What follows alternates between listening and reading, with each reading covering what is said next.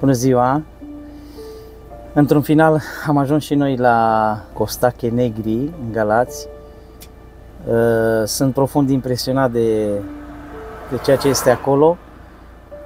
Oamenii și-au pierdut averile.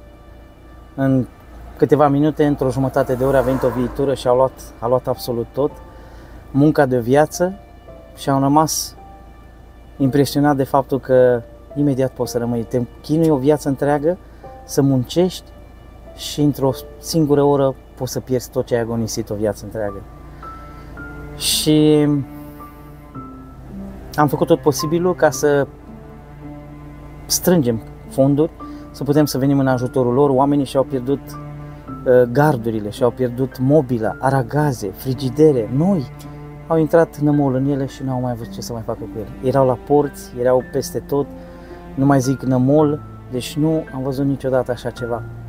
Am reușit cu ajutorul lui Dumnezeu și cu ajutorul dumneavoastră să luăm lopeți. Bineînțeles că sunt foarte bune, mai ales pentru ceea ce se întâmplă acum acolo, să scoată nămolul din case. Am reușit să le luăm cizme de cauciuc, pentru că într-adevăr este nevoie, unde este noroi, să ai și cizme de cauciuc.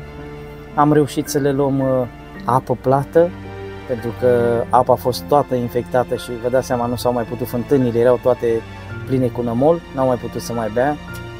Am reușit să le luăm îmbrăcăminte, încălțăminte, ce am putut să mai de la donatorii noștri, cei care au donat.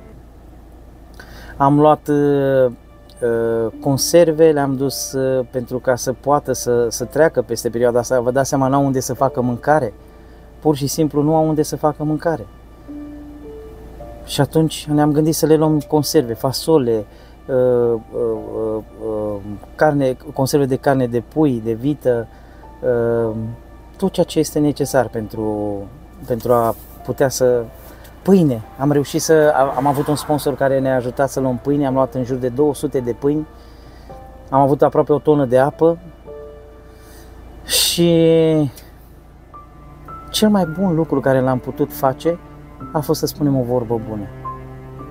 Vă invit în continuare, mai sunt nevoi, să știți, și vă invit să, dacă aveți pe inimă, puneți-vă în locul acestor oameni și credeți-mă că ați dori să fiți ajutați. Dacă aveți pe inimă, puteți să donați în continuare în contul Asociației Creștine pentru Toți și Dumnezeu vă va binecuvânta. Vă mulțumim!